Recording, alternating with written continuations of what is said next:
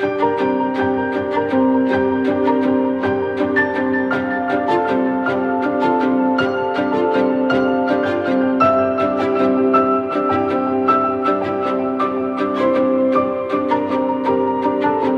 Nicky Almasi, a photographer and filmmaker who's been living and working in Asia for over 17 years.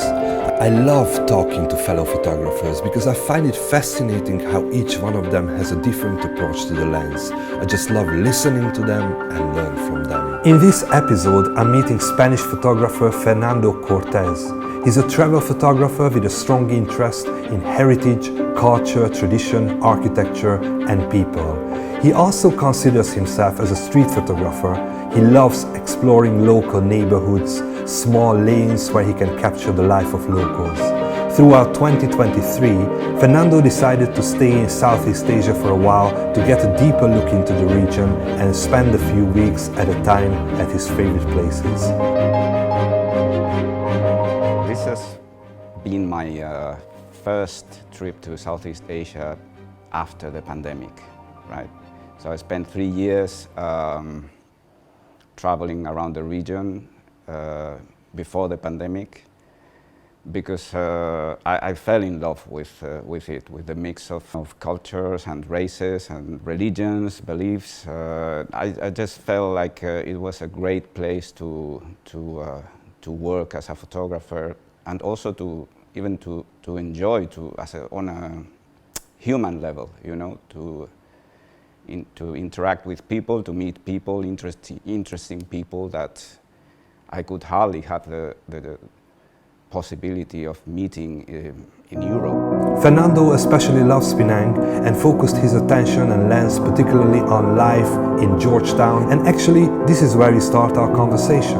Just what is it that he loves so much about Penang? Now I came back to Georgetown, to Penang for the first time after the pandemic, and I think I've fallen in love even more than I was before, you know. I'm finding the people super friendly, which they always were, but I'm kind of connecting much more with the people, and I'm finding almost every day new things to shoot and having new ideas of maybe projects to start doing here. So that's why I'm sticking here so long, because I really like this city.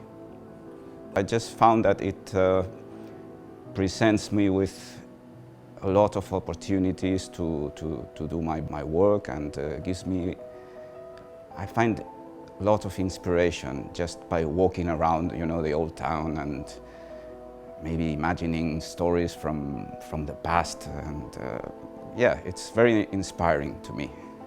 Past week I've been going to an artisan's workshop, shooting how he works, and he's been explaining to me how he makes these beautiful traditional Chinese signboards that customers from all kinds buy from him, you know, for restaurants, for cafes, for their facades.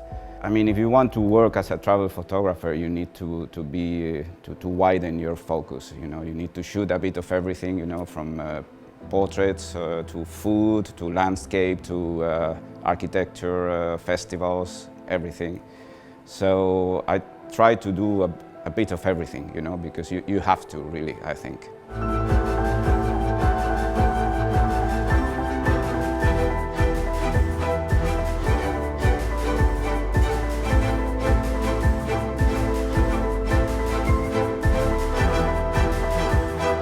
Also, coming from such a rich visual country, I have to ask, what does he think of Spain as a photographic inspiration? Definitely Spain for photographers. There are even photographers in Spain who done amazing work, shooting festivals, you know, and popular traditions in the villages and all that. So yeah, there's a lot of material to work with over there, definitely. But for me, particularly my hometown, Madrid, I find it really hard to find inspiration there, because I guess I'm too familiar with it. So there's probably many things I don't even see anymore. I just think they're there, but I'm not sure if they're there actually. So I'm probably missing photo opportunities every day.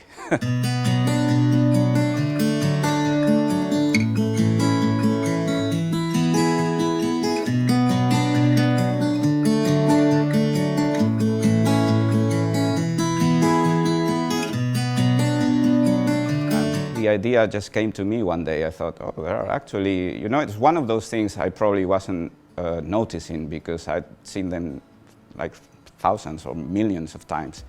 There's actually some nice doors in Madrid, so I just got this idea to make it a little bit more interesting. Okay, I will shoot at least one nice door with a street number from between 1 and 100, you know, so one number each.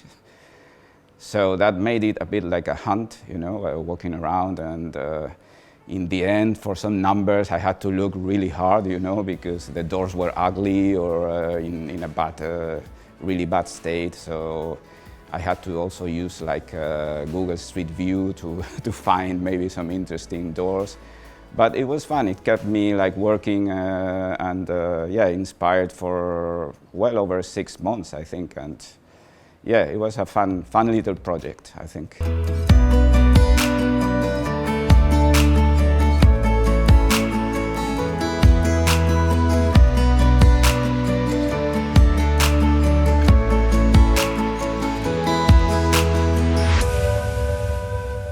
Fernando also found a very interesting story in Indonesia, the Paku Jawi traditional bull race of West Sumatra.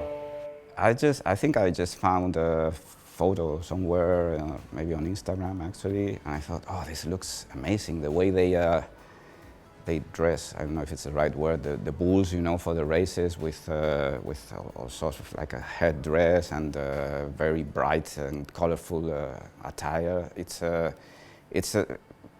It's stunning to look at.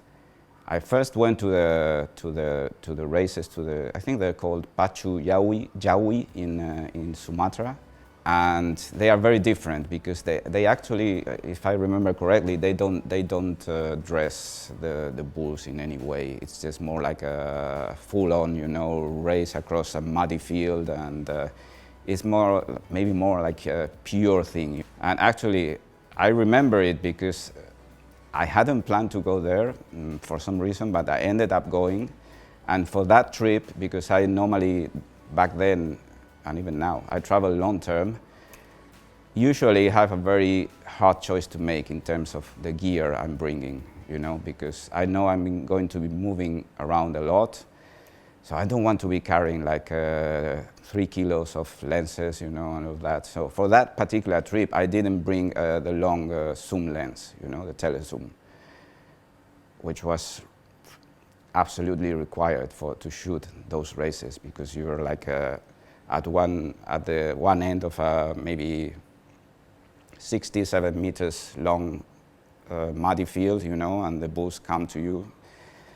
And you really need a long lens to shoot that. And I remember I felt like a stupid, you know, with my little 18 to 55 zoom lens, surrounded by, I don't know, 2 or 3 dozen guys with tripods and big honking, you know, the big white Canon lenses, you know, the 500 millimeters lenses. And I was there like, okay, I'll do what I can.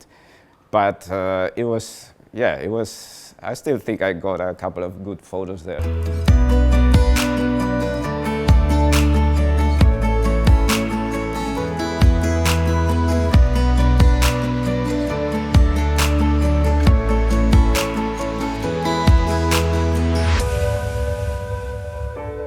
I mean, the reason I'm interested in culture and traditions and